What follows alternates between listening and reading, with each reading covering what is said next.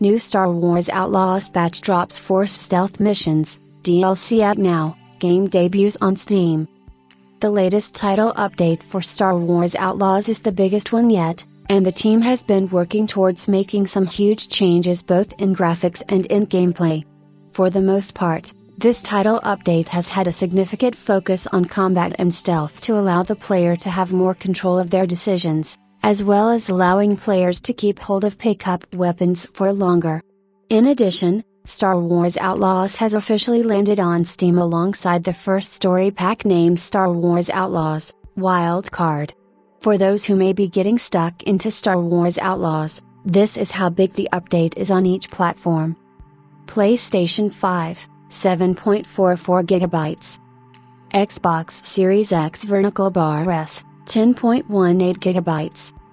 PC, 8.83 GB. A few notable changes have been made with the latest title update in Star Wars Outlaws. Especially when it comes to the stealth and combat options in the game, by updating stealth and combat, players now have more choices to make and can adapt their playstyle accordingly. This includes using stealth or reaching for your blaster, even in syndicate territories and cities. In conjunction with stealth and combat, enemy eye and detection have been improved. Players are now notified when they're being detected, giving them a choice between breaking stealth and engaging in combat or finding a way to change tactics to remain in stealth. Another layer has been added to the combat system, which involves enemy weak points being added to Star Wars Outlaws. This is so that players who engage in strategic gameplay are rewarded for their efforts, leading to the enemies to die in comedic no ways.